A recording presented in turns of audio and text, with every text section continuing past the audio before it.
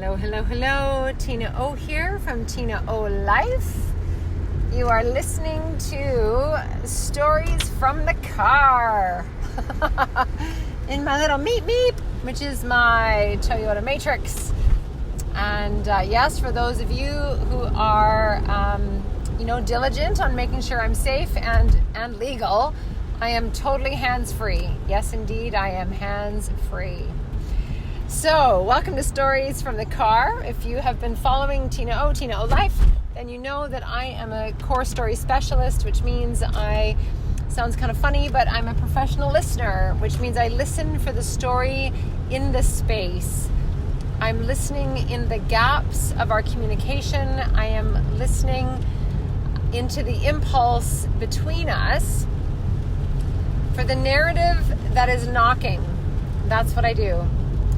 And in our conversations in Story from the Car is I pull out a word or, something I'm working on or something I'm listening into or something I'm noticing around this conversation of story. Because the reality is we are only able to listen as widely and deeply as our capacity to hear. Which means if we have a visual that I love to use, I use two of them. One of them is this big room with a zillion doors.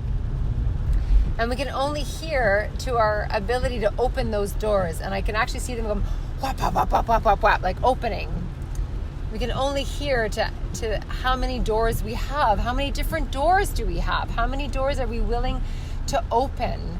How many filters are we willing to say, I know that filter, boom, I open it. I know that filter, I open it. What's beyond this filter? The other image that I use is actually filters. And I come from a theater background, and they're called scrims. Boy, I hope I'm remembering that right.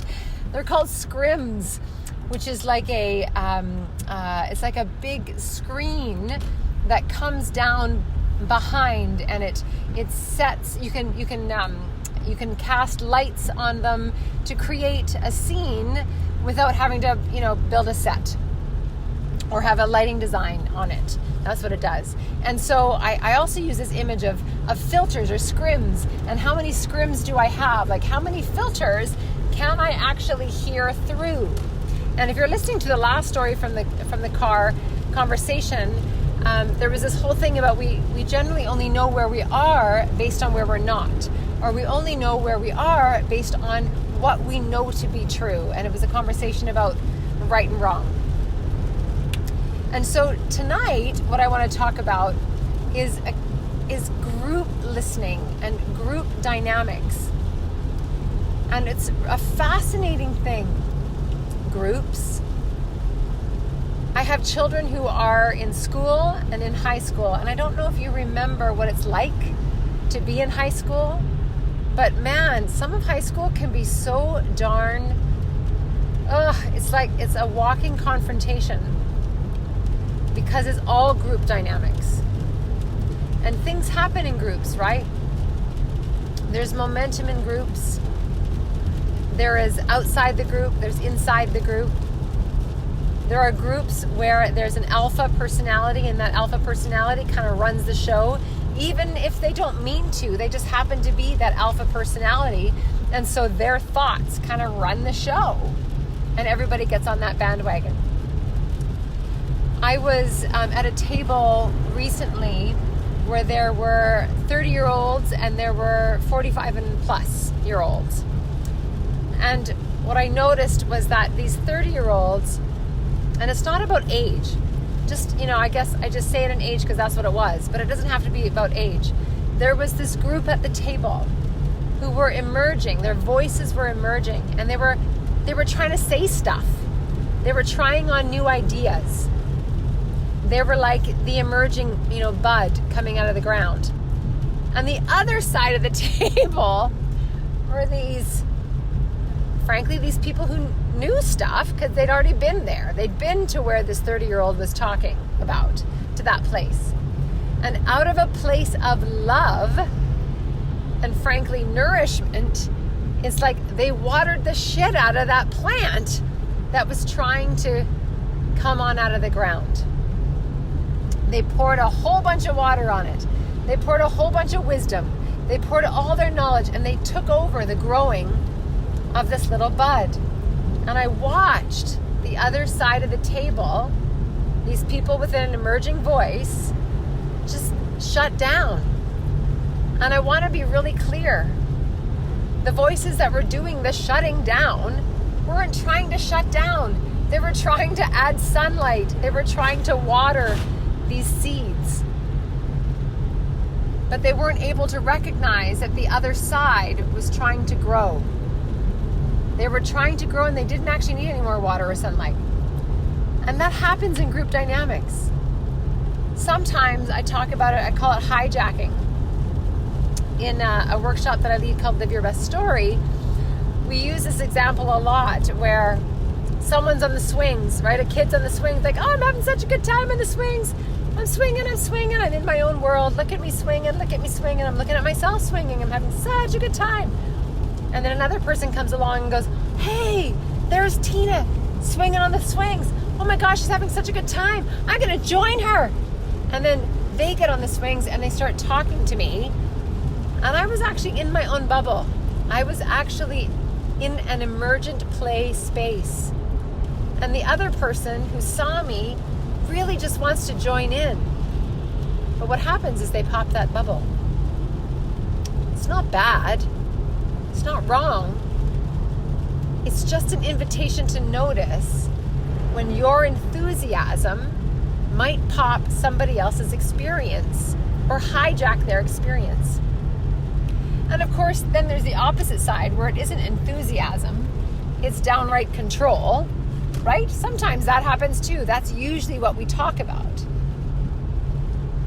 And when we get into a group dynamic where there's, 8 people at the dinner table and one person has a story, and maybe that story, maybe there's someone who doesn't share very much, or maybe there's someone who shares all the time. But whatever it is, there's another voice at the table that stops that person from sharing because they got excited. Tonight I was at an event where there was a very young person sharing. And it takes so much awareness to sit back and, dare I say it, shut the fuck up.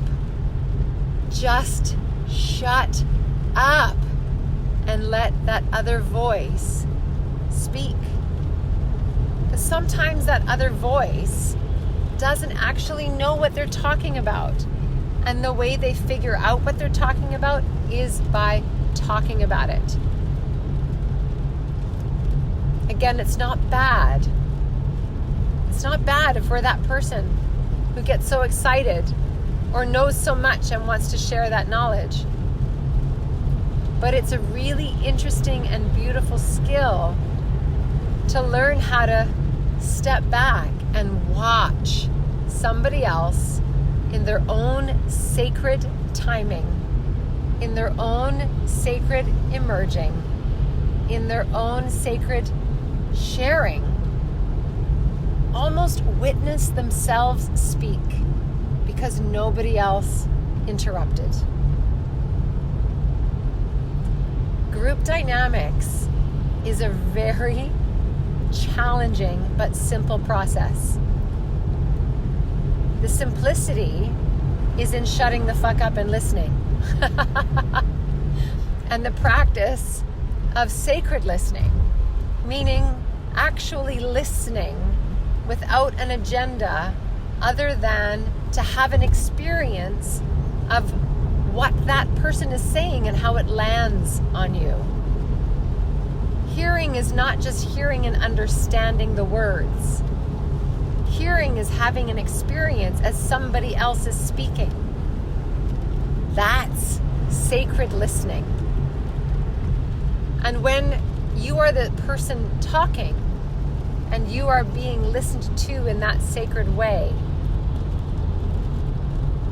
it's like someone just held up a beautiful mirror with your image on it, saying back to you, look how magnificent you are.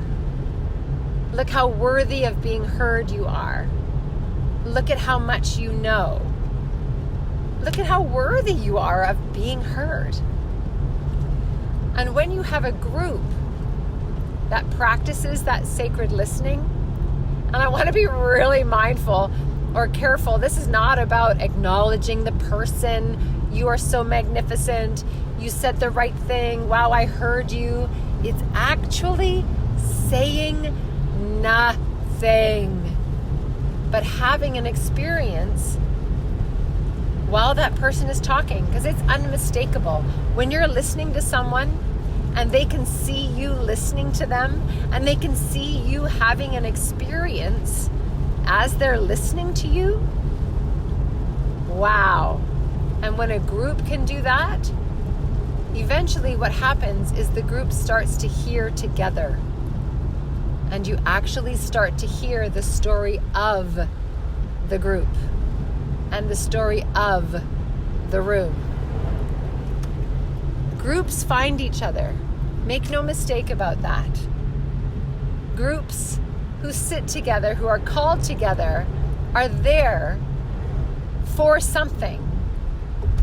And if we can just shut up long enough to listen to each other in the experience of being together, the lesson or the teaching or the understanding or the message that is of that group can be heard by all of us. And it is unmistakable. I'm Tina O from Tina O Life, and this is Stories from the Car. And tonight we are talking about sacred listening and talking about group listening. And my invitation to you, or my assignment to you after this story from the car, is to shut the fuck up and listen and notice what you hear that wasn't even said. Catch you soon, catch you later, and as always, thanks for listening.